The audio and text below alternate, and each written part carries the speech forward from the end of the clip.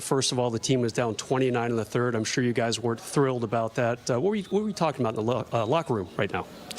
Yeah, I mean, it's the NBA. You're gonna have games where you really just don't come and play as good as you want to. So, I mean, you really just got to move on now. You can't dwell on it. Can't think about it anymore. Watch film, get better, and like I said, move on. What were some of the things you saw out there where you said, oh, this is not going our way? Maybe the fast break points in particular, 29-4 in favor of the Grizz. Yeah, I mean, that's a good start right there. And, I mean, they shot it really well. We wasn't getting to their shooters as good as we needed to. But there was a lot of things. Like I said, it's just you chalk this one up to a bad loss and move forward. You guys had a 4-game winning streak coming into tonight. Obviously, that's ended now. LeBron, another 30-point-plus game. He's playing at such a high level, isn't he?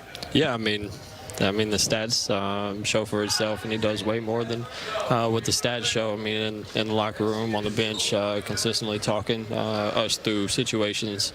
But like I said, the stats show, and I mean, he's the best player to ever play.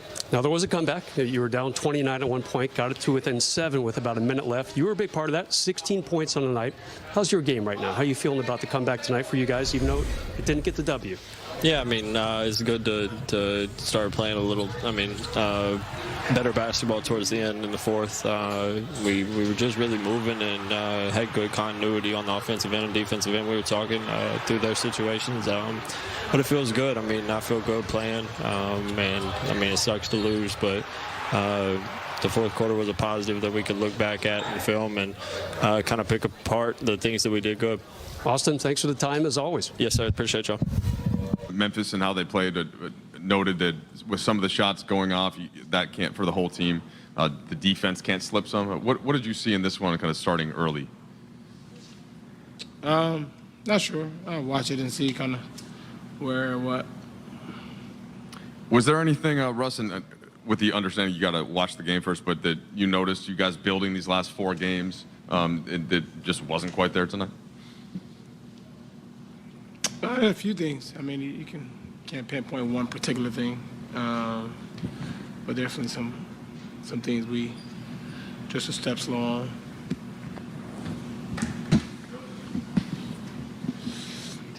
Russ, this is game 41 for you guys, so the halfway point of the season.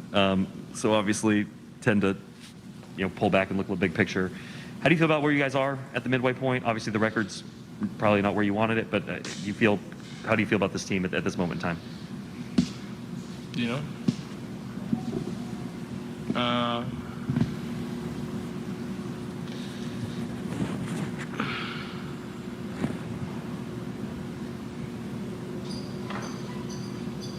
I guess we're moving in the right direction. Other than tonight, that's all you can worry about is the next game. Figure out you want to be playing your best towards the end of the year.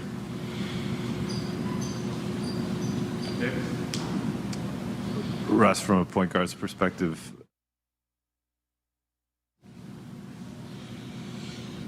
Go ahead, Dave.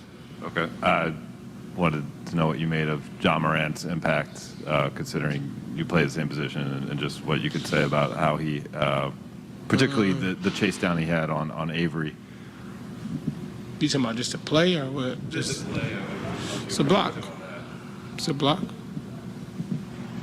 And just overall, what he brings to that group. Big for them. Bring their downhill speed. Puts pressure on the defense. Does a good job of doing that consistently, which makes him, hard to guard. Russ, to kind of Bill's point about being at the halfway point, the schedule in a lot of ways is sort of broken for you guys in a favorable sense at this point. Memphis is a team that's won 9 in a row and stuff like that. What does this team need to do to be more to be in these games against the better teams? Because obviously, I'm sure you guys are aware the schedule's about to get a lot harder. I don't have the answer to that one.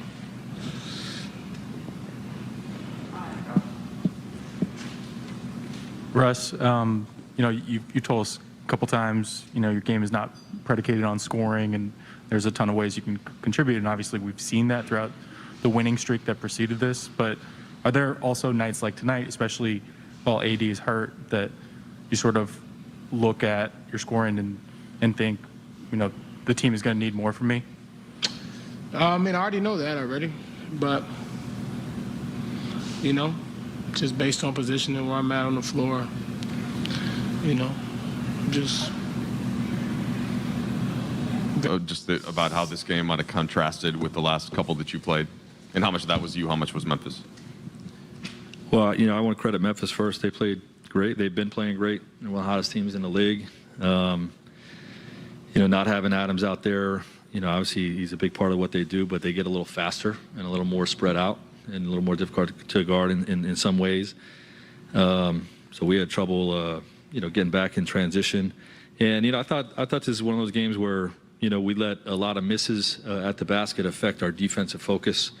When we weren't scoring, we lost focus of what we're supposed to be doing on the defensive side, and that can't happen.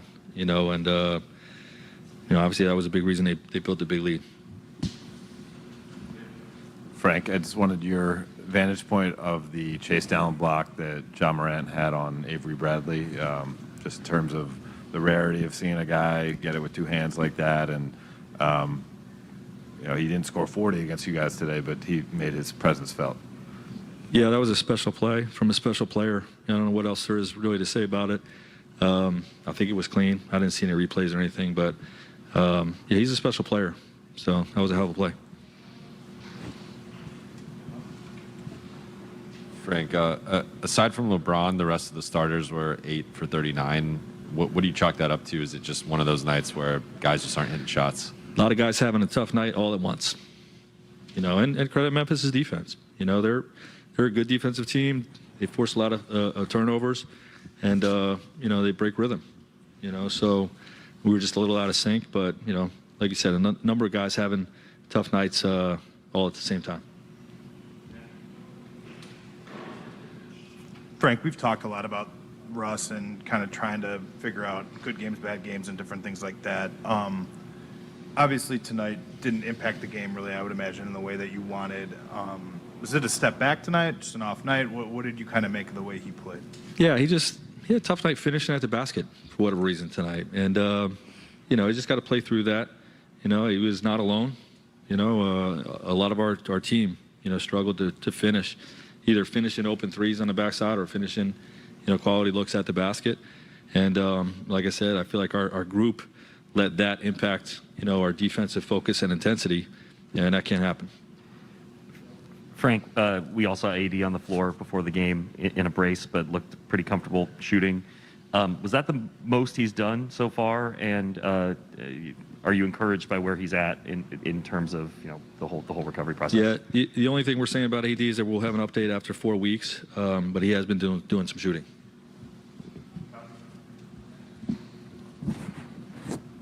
Frank, I know you've talked about you're missing some parts of your team, and you talked about, come postseason, we hope to look very different. But, the last 3 games against Memphis, a team that's just a little bit above you guys in the standings, does that feel like a little bit of a referendum on sort of the difference between those two teams right now? And is that motivating for your group to kind of get in that upper tier?